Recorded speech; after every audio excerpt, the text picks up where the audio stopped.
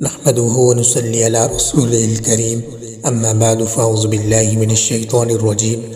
بسم الله الرحمن الرحيم الذين ينقضون عهد الله من بعد ميثاقه اور جو لوگ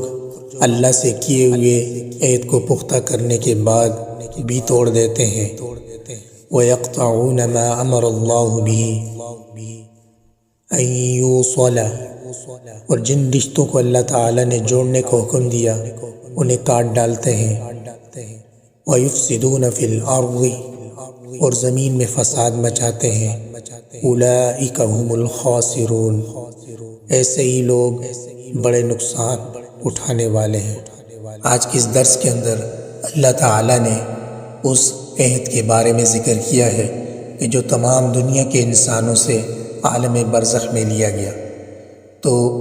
عہد سے مراد اکثر مفسرین نے وہ عہد الستو مراد لیا ہے جس کا ذکر سورۃ الاعراف میں بھی آنے والا ہے، وہی انشاءاللہ اس کی تفصیل آئے گی۔ یا اتنا سمجھ لینا کافی ہے کہ اللہ تعالیٰ نے انسانوں کو پیدا کرنے سے بہت پہلے آنے والی تمام روحوں کو جمع کر کے ان سے پوچھا تھا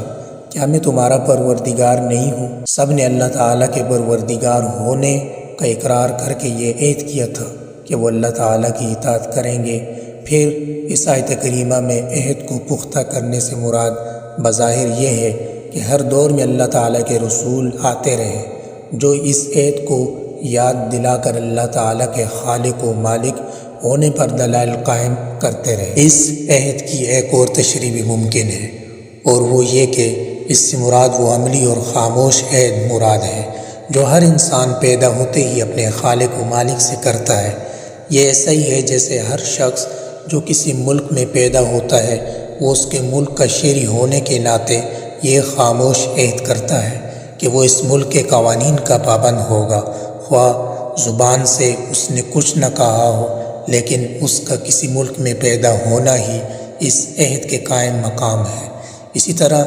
اس کائنات میں جو شخص بھی پیدا ہوتا ہے وہ خود بخود اس عہد کا پابند ہو جاتا ہے کہ وہ اپنے پیدا کرنے والے کی ہدایت کے مطابق زندگی بسر کرے گا۔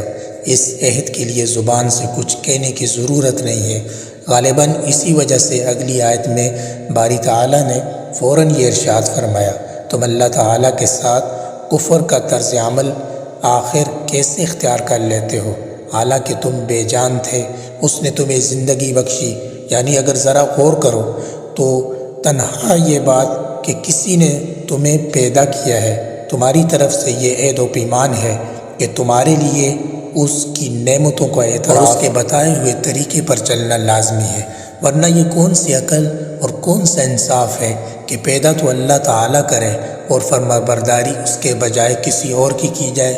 پھر اس خاموش عہد کو مزید پختہ کرنے سے مراد یہ ہے کہ اللہ تعالیٰ نے اپنے پیغمبروں کے ذریعے متواتر تمہیں اس عہد کی یاد دہانی کراتا رہا ہے اور ان پیغمبروں نے وہ مضبوط دلائل تمہارے سامنے پیش کیے جس سے یہ عہد مزید پختہ ہو گیا۔ انسان کو ہر معاملے میں اللہ تعالیٰ کی اطاعت کرنی ہے۔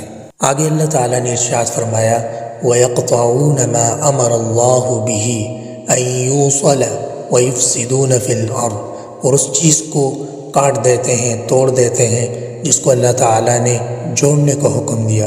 مطلب یہ ہے کہ وہ رشتہ داری جس کو اللہ تعالیٰ نے آپس میں جوڑنے کا حکم دیا، صلہ رحمی کا حکم دیا، اس کو وہ توڑتے ہیں۔ یہاں اللہ تعالیٰ نے ان کافروں کی 3 صفات بیان فرمائی۔ ایک یہ کہ وہ اللہ سے کیا ہوا عہد توڑتے ہیں، دوسرے یہ کہ وہ رشتہ داروں کے حقوق پامال کرتے ہیں، اور تیسرے یہ کہ زمین میں فساد مچاتے ہیں۔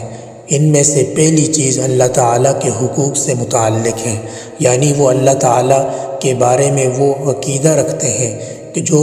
نہیں رکھنا چاہیے، اور نہ اس کی وہ عبادت کرتے ہیں جو ان پر فرض ہے۔ دوسری اور تیسری چیز کا تعلق حقوق العباد سے ہے۔ اللہ تعالیٰ نے مختلف رشتوں کے جو حقوق مقرر فرمائے ہیں ان کو ٹھیک ٹھیک ادائیگی سے ہی ایک پاکیزہ معاشرہ وجود میں آتا ہے۔ اللہ تعالیٰ نے مختلف رشتوں کے جو حقوق مقرر فرمائے ہیں ان کی ٹھیک ٹھیک ادائیگی سے ہی ایک پاکیزہ معاشرہ وجود میں آتا ہے۔ اگر ان رشتوں کو کاٹ کر باپ بیٹے، بھائی بھائی، شوہر اور بیوی ایک دوسرے کے حقوق پامال کرنا شروع کر دیں تو وہ خاندانی نظام تباہ ہو جاتا ہے، جس پر ایک صحت مند تمدن کی بنیاد قائم ہوتی ہے۔ لہذا اس کا لازمی نتیجہ زمین میں فساد کی صورت میں نکلتا ہے۔ اس لیے اللہ تعالیٰ نے قرآن پاک کے اندر رشتہ داروں کو کاٹنے اس لیے قرآن کریم نے رشتوں کو کاٹنے اور زمین میں فساد مچانے کو سورہ محمد میں بھی ایک ساتھ ملا کر ذکر فرمایا ہے۔ چنانچہ اللہ تعالیٰ نے ارشاد فرمایا ہے فَهَلْ عَسَيْتُمْ إِن تَوَلَّيْتُمْ أَن تُفْسِدُوا فِي الْأَرْضِ وَتُقَطِّعُوا أَرْحَامَكُمْ۔ اللہ تعالیٰ میں رشتہ داری کو قائم رکھنے کی توفیق عطا فرمائے اور آپس میں صلہ رحمی کے ساتھ